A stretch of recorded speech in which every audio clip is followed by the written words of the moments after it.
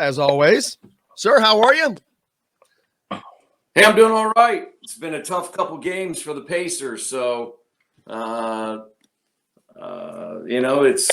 a long season. You have ups and downs, and the Pacers have had a tough stretch, tough March. They played one of the toughest schedules in the NBA. They finished 6-8. April seems to be a little bit easier of a schedule. It's interesting because last night on a night that they sort of give one away at the end of the Heat, everybody else other than the Heat that they're sort of competing with in that playoff chase, they all lost.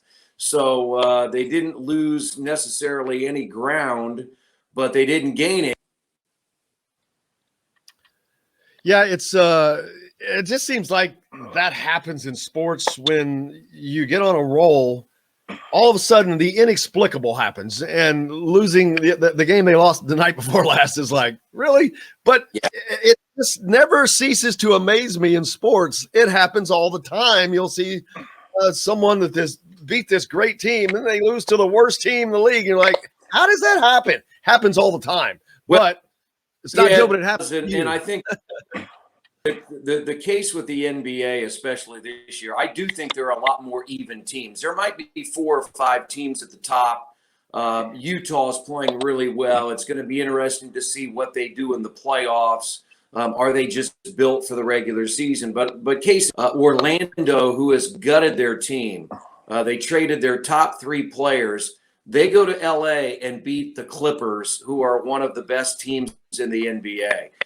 The Pacers on Monday night give up 132 points to Washington, and probably has one of the best players, who's played in the last number of years, in Russell Westbrook.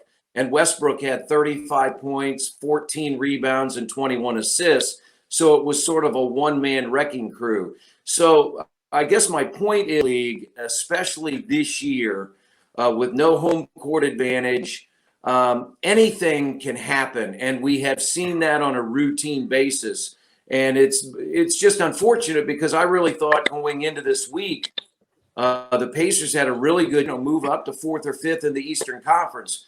They're still by no means out of that opportunity, but they probably gave away a couple of games that they should have won. And Chris, to me, I'm taking off my media hat and putting on my fan hat. I thought Monday and Wednesday were your fan shirt. my bright yellow, mustard yellow shirt here. Monday, I thought, and Wednesday were 2 of the more frustrating games to watch because on Monday night you played well offensively, but you couldn't get a stop down the stretch. And then last night against Miami, you played excellent defensively and you couldn't hit a shot to get the ball rolling. So it was almost like if you flip-flop those 2 performances, you would have come up with 2 wins, get 6 out of 7, and then you're right in that hunt. Maybe for the 5 or 4 spot in the NBA playoffs. And instead, you look back at the last 7 games and you're playing still about 500 ball.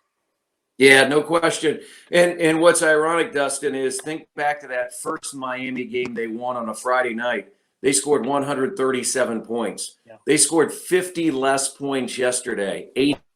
And you're right. I mean, I think one of the issues, though, that has been unfortunately consistent has been the play in clutch time. Right now in games decided by 5 or fewer points in the final 5 minutes, one of the worst teams in the NBA in that category.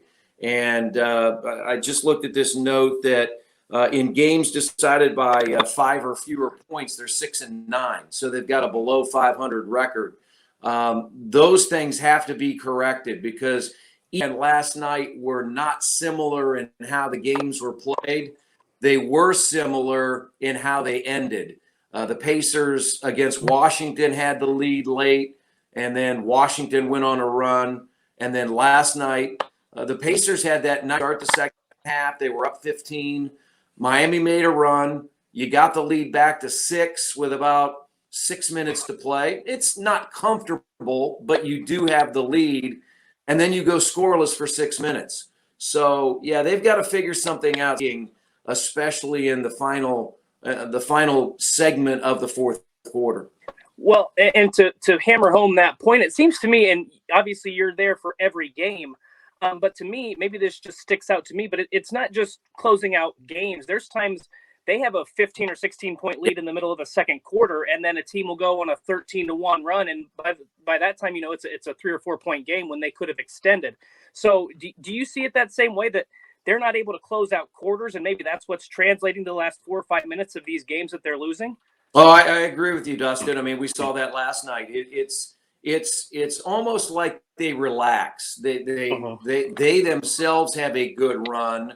A timeout comes. I mean, it happened last night, I think 2 or 3 times, where the Pacers went on a run, out, Miami goes on a run, and all of a sudden that cushion that you've built up has evaporated. So I get where you're coming from. This team, probably if I look back over the course of the year, has been as guilty of poor they have in fourth quarters.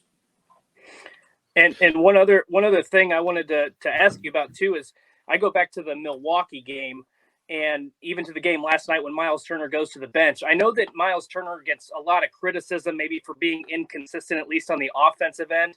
But when he's not on the floor, his absence is really noticeable. I mean, I don't think he gets it. And he said something to this effect, I should be the defensive player of the year, at least in the consideration.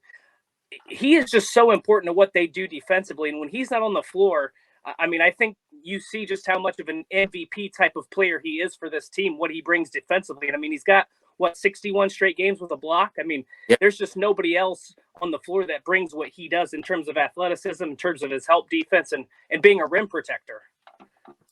It's ironic that the Pacers are the team that they're kind of fighting with right now for that spot, the playoff spot right now. With all the talk of Brad Stevens here of late.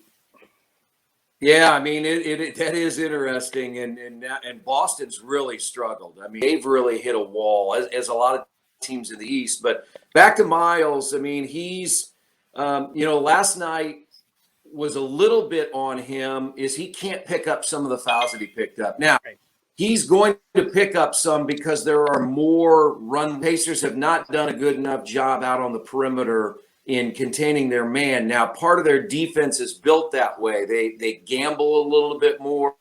They go for steals. So Miles is going to have more opportunities at the rim to block shots, but he had a couple of fouls can't pick up. And they had to go a long way without him because he had 5, and you didn't know when you could bring him in. But you're right, Dustin. We are seeing more and more when he's off the floor, it hurts. Now, I would say this, Goga Bitadze a little bit better. And he's trying to be the rim protector off the bench that Miles is in the starting lineup. Yeah, I'm so mad because I'm still dealing with the fact that the Pacers are not on my cable package. Yeah, and I have to go watch them. I have to go into town to watch it. And I was able to listen to some of the radio broadcasts last night, which is where I heard that Victor Oladipo was not going to be playing because of a head cold, which I found funny. But I was like, did I just hear him right? Did he say head cold? And I had to stop at that. I'm like, he did say that. I'm like, I have never, ever in my God's life heard an athlete out of a game because of a head cold. But of course, when you're playing in your home arena, maybe that makes it worse. Yeah, he has not practiced yet with the team. They were on the road when the trade was made. It was interesting. He is supposed to play tonight. They play Golden State. It's an interesting situation. It's unfortunate. I've said this. I like Victor. Victor did a lot of good things for the Pacers when he was here. But I think for all parties right now, it's the best thing.